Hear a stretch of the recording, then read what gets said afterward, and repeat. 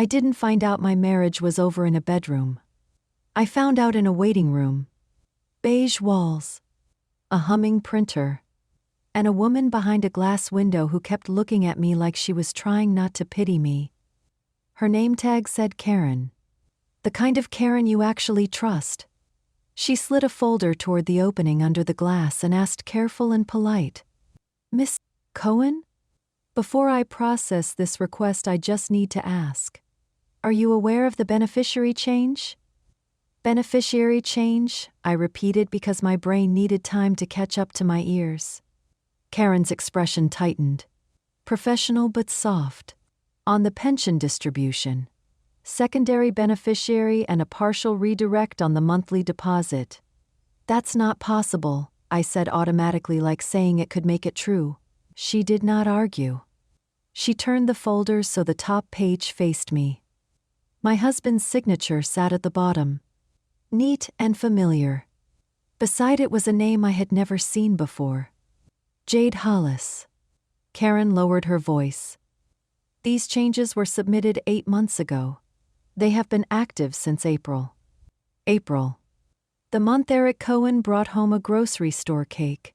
He lit 3 little candles and toasted my early retirement while I smiled for a photo and posted it online like a proud wife.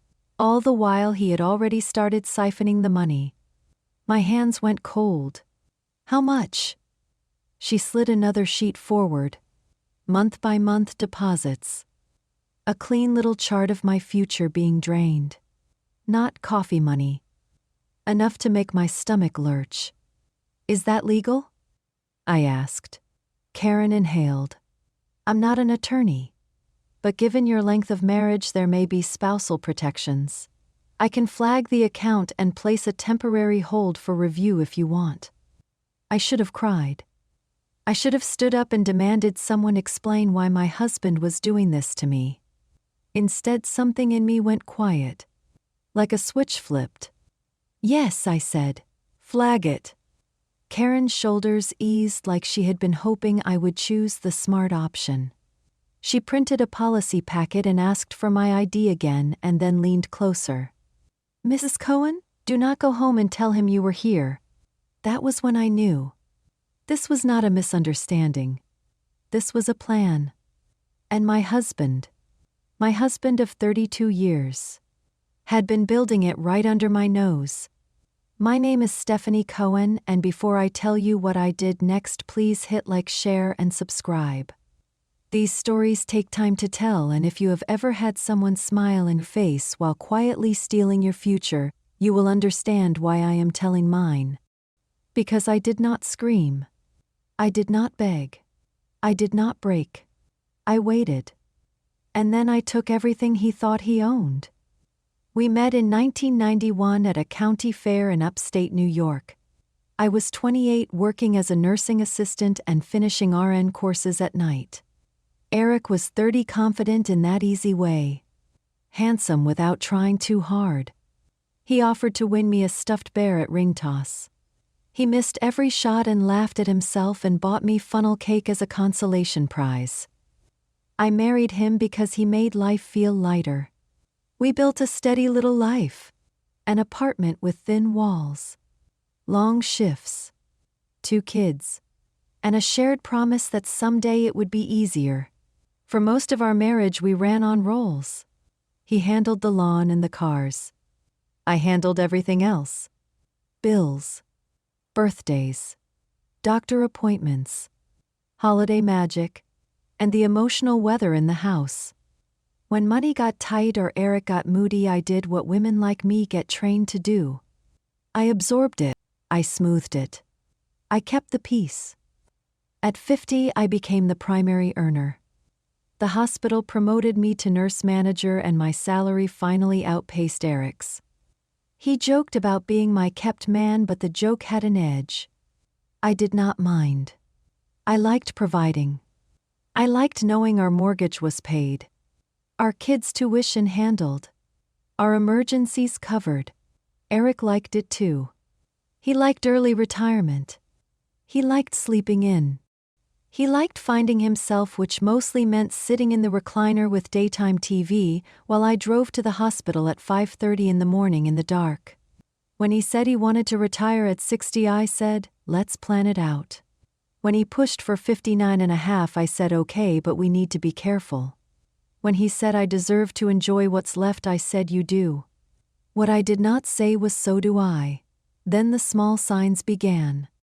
He started guarding his phone, screen down when I walked in, always in his pocket, smiling at messages he did not share. He started going to a boutique gym with shiny equipment and young trainers who called everyone boss. New sneakers. New cologne. Shirts that fit tighter than the ones he wore when he was actually in shape. He also started spending more. Restaurants in the next town over. A boutique I had never visited. A hotel bar on a Tuesday. When I asked, he did not get defensive. He got amused. Don't be one of those wives who counts every penny, he said, like I was being cute. One of those wives. That phrase stuck to my ribs like a fishbone. Still, I swallowed it. I wanted peace. I wanted the picture we had spent 3 decades building. I was tired. And I had no idea that while I was worrying about dinner charges, Eric had been making the real changes in quiet offices with forms and signatures. After the benefits office, I drove home carefully. Hands at 10 and 2. Speed limit obeyed. Like if I made one reckless move, I would shatter into 1,000 pieces. At a red light, I caught my reflection. 62. Blonde highlights over gray. Fine lines from a career of smiling at patients while pretending I was not exhausted. A face that had held up a family. I pulled into the driveway and sat for a moment. Inside, the TV was on. Eric was in his chair with his feet up, living the retirement I had funded. I walked in with a smile so normal it felt welded to my skin. Hey, I called, and he did not look away from the screen. How was your little appointment, he asked. Little appointment. That night I cooked dinner. Chicken. Rice. Green beans. Eric ate and scrolled. Just the guys, he said when I asked who he was texting, and he smiled like I was silly for being curious. Inside, something cold and bright formed. The Stephanie he knew, the peacekeeper, had quietly died. The next morning I did the first smart thing. I did not confront him. I started collecting receipts. I copied tax returns and bank statements and investment summaries and our deed and our insurance policies. I created a new email address from my car in the hospital parking lot and labeled it something boring. I opened a P.O. box on the far side of town. When the clerk asked why, I smiled and said just organizing. Then I did the second smart thing. I stopped being generous. I adjusted my direct deposit so a portion went to a new account in my name only. I froze my credit and set up alerts and changed passwords on anything that had ever been shared because shared had become a weapon. The third smart thing was harder. I watched him like you watch a stranger sitting too close on a bus. The new cologne got heavier. Thursday early dinners after golf became routine. Sometimes he came home smelling like hotel soap. Clean. Generic. Unmistakable. One Thursday he returned with a faint red mark under his jaw. Bug bite, he said quickly before I asked. Then he smiled like he had won a game. I nodded as if I believed him, and that night I texted my friend Denise.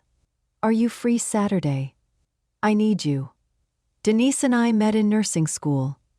She is the kind of woman who can go from laughing to deadly serious in half a second. Saturday at her kitchen table, she read the pension redirect and said flatly, Steph, this is financial abuse. Denise gave me a practical checklist that made my throat tighten. Women like you always protect everyone else first, she said. So we're going to treat this like triage. What's bleeding? What could bleed next? And how do we stop it? She wrote out steps on a yellow legal pad. Separate money. Freeze credit. Change beneficiaries on anything I controlled. Confirm the deed. Confirm the car titles. Confirm passwords. Then she looked me in the eye and said, "Steph, promise me something. Promise me you will not try to be fair with a man who was not fair to you." The word fair almost made me laugh. For 32 years I had been fair. Fair had gotten me early mornings and late nights and a husband who believed he could cash me out like an old retirement account. I promised Denise quietly, "I won't." Monday morning I called attorney Rachel Kaplan. Recommended through a friend of a friend who said she was a shark in a cardigan. Rachel was not warm and fuzzy. She was precise. She listened and then wrote 3 words on a pad. Document. Secure. Silence. "Do not confront him," she said. "If he knows you know he will accelerate. Today you pull your credit report." I did it from my car with my hands shaking. Rachel was right. A credit card I did not recognize. Opened 6 months ago. Balance over $8,000. Under my name. My social. Statements sent to an email address I had never seen. That debt was not just money. It was disrespect made tangible. It was him saying she will pay it like she pays everything. I reported it as fraud and froze the account. Then I emailed Rachel screenshots. She replied one line. "Good. Keep moving." 2 days after that, Karen from the benefits office called me again. "Mrs. Cohen, the hold is in place, but I want you to understand something," she said. "If he tries to submit new paperwork, our system will log it. If he calls to ask questions, our system will log it. I cannot give you legal advice, but I can tell you the record will exist." A record. Proof. A paper trail that did not rely on my emotions or my memory. I thanked her and hung up and sat in my car for a full minute with my hands on the steering wheel, letting the truth settle. I had allies inside the system now. Eric did not. That afternoon I went into work and did what I always did. I rounded on my unit, checked on nurses, soothed families, answered questions with calm authority. I smiled. I nodded. I led. And all day long under that calm my mind kept repeating one sentence. He thought I would not notice. He thought I would not understand. He thought wrong. That evening Eric came home with a grin. "Guess what? I got us reservations next Friday. New steak place downtown." He kissed my cheek like a performance.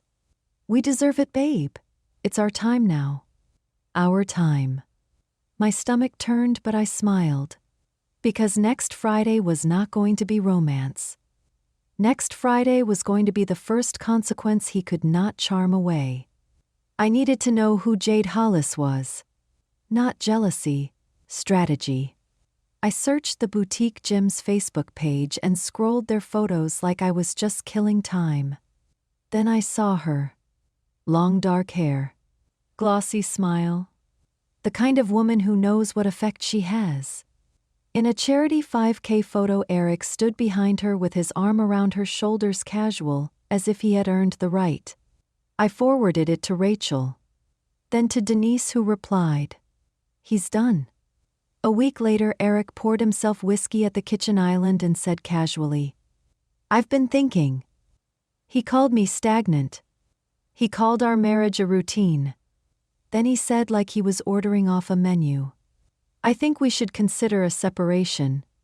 My heart hit once hard. I forced my voice steady. "And the pension?"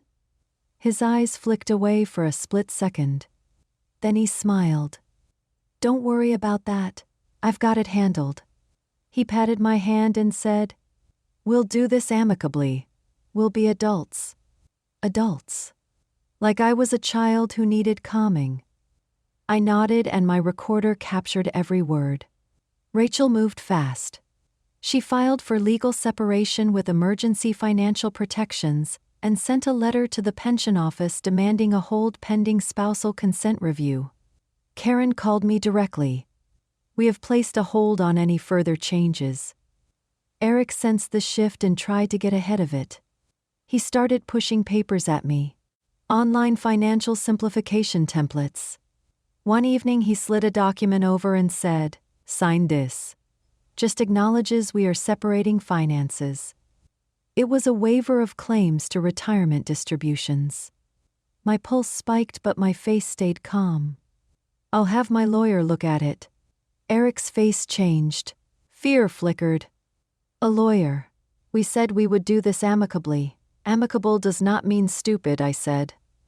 That same week a FedEx envelope appeared on the counter. Mortgage refinance papers, cash out refinance. He wanted to pull $90,000 of equity using my income history and my credit like he was mailing me a chore. I called Rachel. Then I called the mortgage company and requested a fraud alert and in-person verification requirements. The man on the phone said yes ma'am like he had heard this story too many times. When Eric came home and saw the envelope open, his whistle died. "What's that?" "Refinance papers," I said. "It's no big deal," he said quickly. "Could help us both. Or help you," I said. His eyes flashed. "You're being paranoid." I looked at him calmly. "We'll let the lawyers talk." He leaned close and hissed, "You're not built for this." The old me would have shrunk. The new me smiled, small and steady. "You'd be surprised what I'm built for." 2 days later, he stopped coming home. Texted, "Staying with a friend. Needs space." I did not respond. Eric did not just disappear from the house. He started testing the edges of what he could take.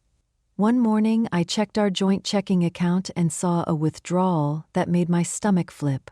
$5,000 cash labeled counter withdrawal. When I called the bank, the teller's voice was polite and distant. "Yes, ma'am. Mr. Cohen withdrew in person."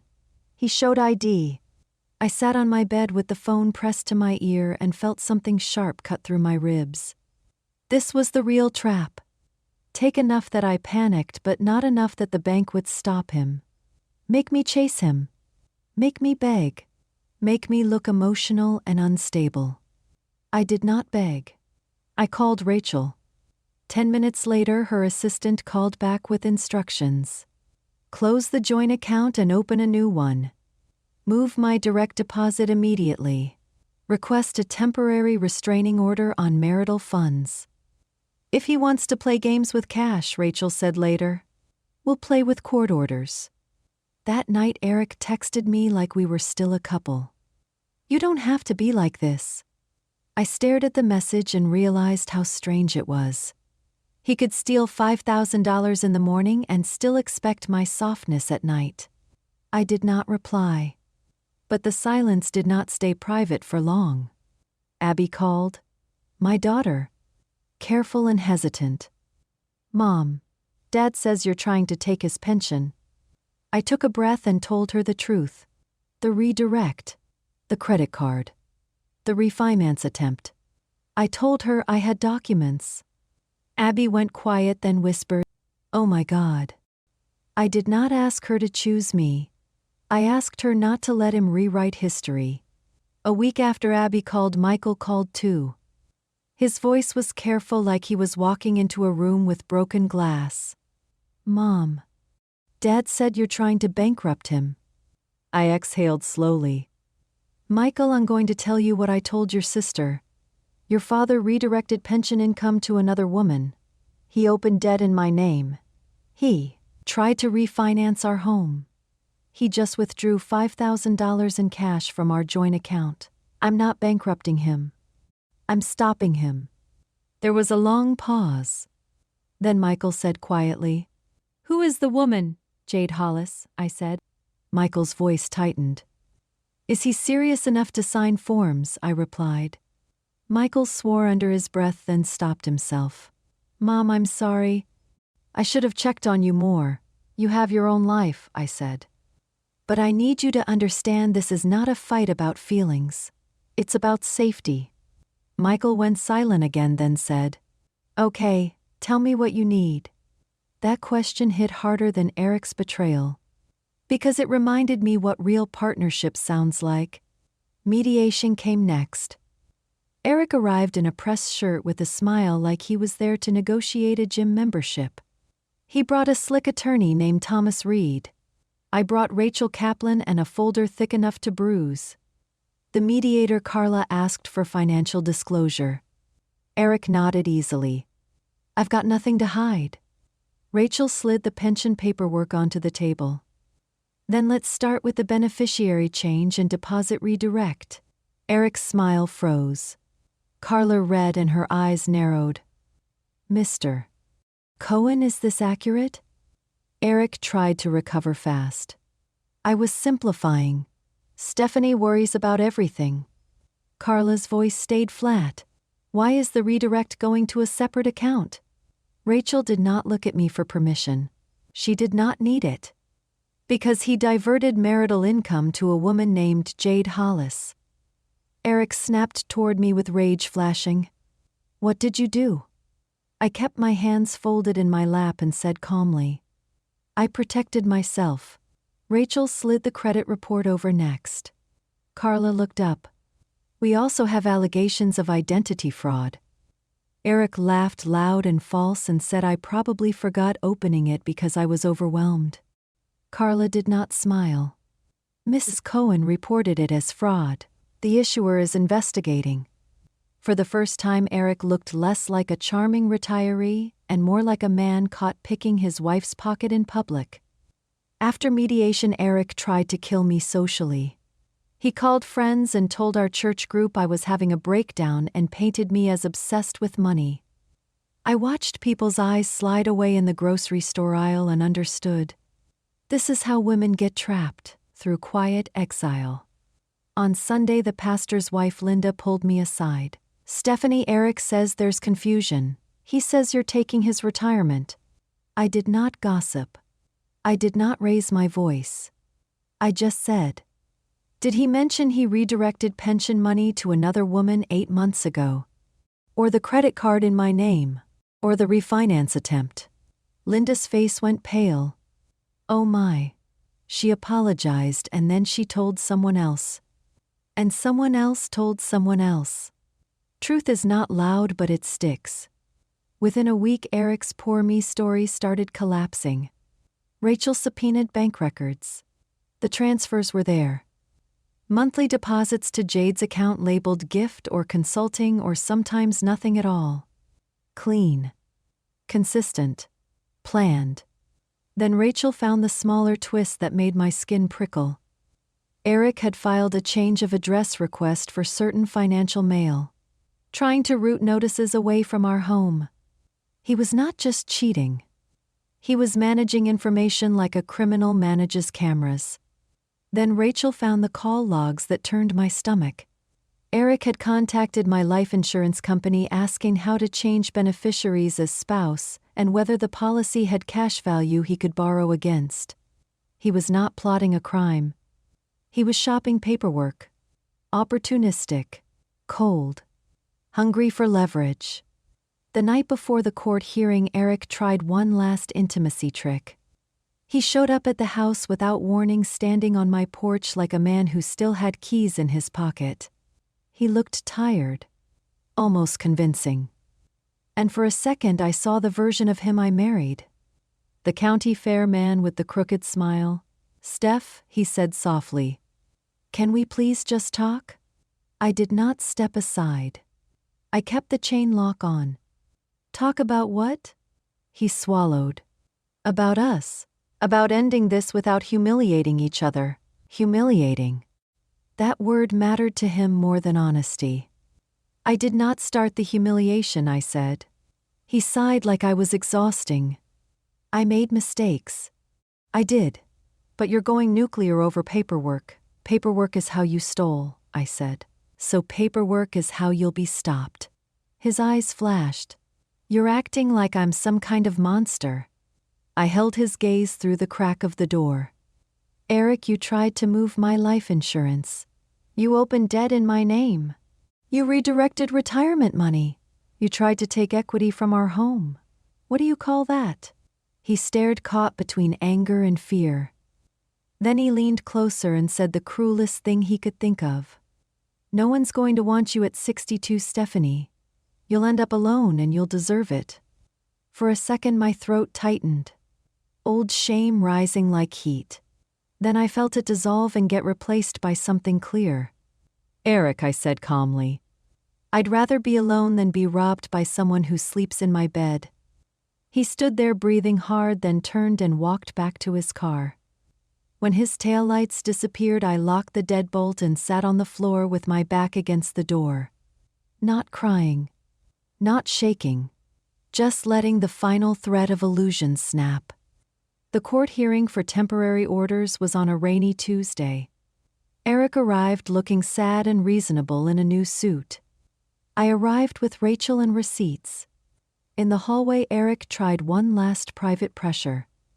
You don't have to do this. We can settle. I'll give you something.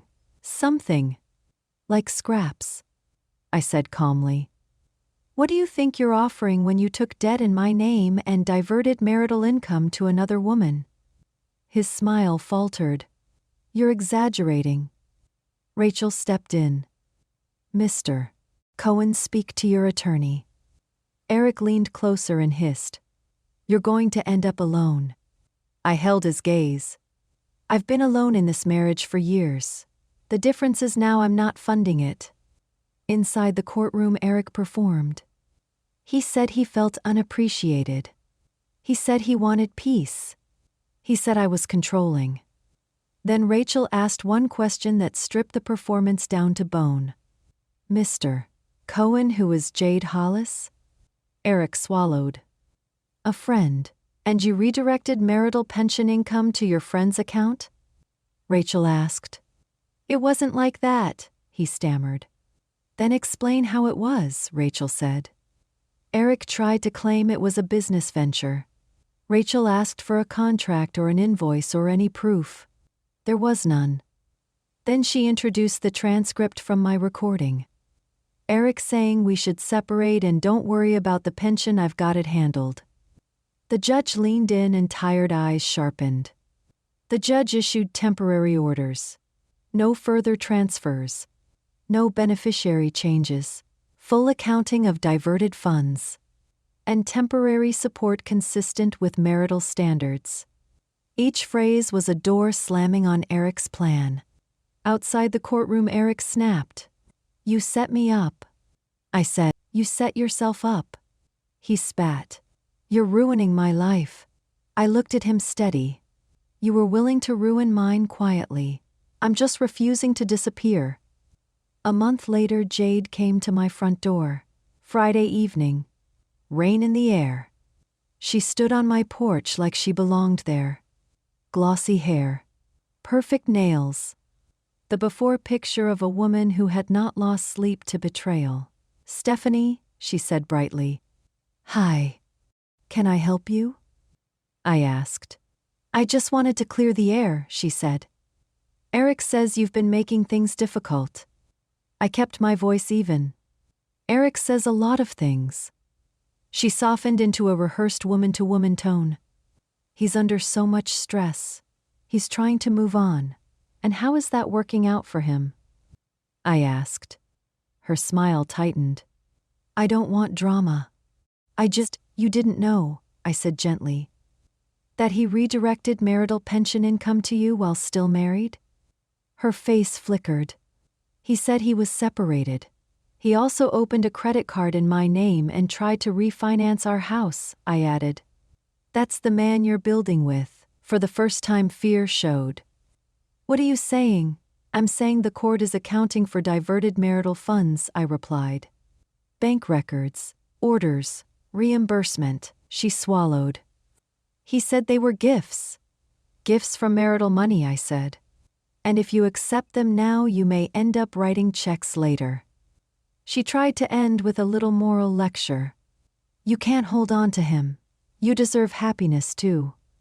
I looked at her and felt unexpectedly a flicker of pity. I'm not holding on to him. I'm holding on to myself. And if you're smart, you'll stop taking anything from a man who steals. Jade left without looking back. 2 weeks later, the transfers stopped. A week after that, Eric called with his voice strained. Jade is freaking out. She says you threatened her. I informed her, I said. You're ruining my life, he said again like repetition could make it true. Eric, I said quietly. You used my retirement like your spending account. These are consequences. A long silence. Then a smaller voice. I loved you. The words surprised me. Not because I wanted them, but because they used to be true. Love doesn't look like theft, I said. What do you want? He asked finally. I want you to return what you diverted, I said. I want fair terms. And I want you to stop lying to our children. He scoffed. You think Abby will believe you over me? She already does, I said. Because I showed her documents. Silence again. Then in a voice that sounded older than him, he muttered, Michael doesn't talk to me anymore. There it was. The consequence he never planned for. Social death. The children choosing reality over his wounded performance. The divorce took 8 months. Paperwork. Disclosures. Hearings. Eric tried charm and pity and anger.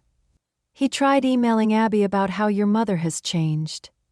Abby forwarded it to me with one line. He's spiraling. Michael called me one night with his voice thick. Mom, I'm sorry I didn't see it. You weren't supposed to, I told him. I didn't think Dad could do this, he said. Neither did I admitted. By the final hearing, Eric looked smaller. Not physically, but spiritually. Jade was gone. Whether she left him or he lost her, I did not care. The fantasy had collapsed, and all that remained was a man facing the bill for his own choices. The judge approved the settlement. A court order splitting the pension as marital property. Eric responsible for the fraudulent debt. Reimbursement for diverted funds. And strict restrictions on future changes. It was not revenge in the movie sense. It was something better. Reality enforced. In the hallway afterward, Eric looked at me like he wanted to say something. An apology. An accusation. Anything that would restore him as the center of the story. But nothing came out. He walked away alone. 6 months later, I sold the house. Not because I had to. Because I wanted to stop living inside a museum of my own shrinking. I moved to a smaller place near a lake. 2 bedrooms. A porch. A view that reminded me to breathe. Abby visited in the spring and said softly, I can't believe he did that. Sometimes I still can't either, I told her. Do you miss him? She asked. I thought about the fair and the funnel cake and the years of laughter. Then I thought about the signature next to Jade's name. I shook my head. I miss who I thought he was. Abby squeezed my hand. I'm proud of you. That sentence warmed something deep in me because women my age do not hear it enough. We hear be patient. Be forgiving. Keep the family together. We do not hear be proud. That summer Michael brought the grandkids. We ate ice cream by the lake and I watched my life expanding into something calm and honest. One night Michael said, Dad called. He wants to see the boys. What did you say? I asked. I said he needs accountability, Michael replied. Not excuses. Then he smiled wry. He said you poisoned us against him. I laughed quietly. Of course he did. Michael leaned forward. Mom, you didn't poison anything. Dad lit it. He just doesn't like the smoke. And that right there was the victory Eric never anticipated. Not just the money returned. Not just the court orders. The truth returning to its rightful place. And my children seeing me as a person and not an appliance. People ask me now if I regret not leaving sooner. The honest answer is complicated. I regret the years I spent shrinking. I regret the nights I swallowed pain to keep peace. I regret teaching myself that my needs came last. But I do not regret the woman I became when kindness ran out. Because I learned something I wish every woman knew. Sometimes being the bigger person is just being the easier target. Calm is not weakness. Calm is strategy. Karen at the benefits office thought she was saving me from a fight when she told me not to go home and tell him. She was. But she also handed me a weapon. Time. Time to document. Time to secure. Time to move quietly. And time used correctly becomes power. If you are watching this and your partner controls the money or hides statements or makes you feel difficult for asking questions, please listen to me. Do not announce your fear to someone who benefits from it. Get facts. Get support. Get protection. You do not have to scream to win. You just have to stop cooperating with your own erasure. Because the moment you stop cooperating, the whole game changes. And sometimes the best revenge is not a dramatic confrontation. It is a quiet life where you no longer fund the person who tried to destroy you. My name is Stephanie Cohen, and this was The Last Straw. If you enjoyed this story, please be sure to like, share, and subscribe.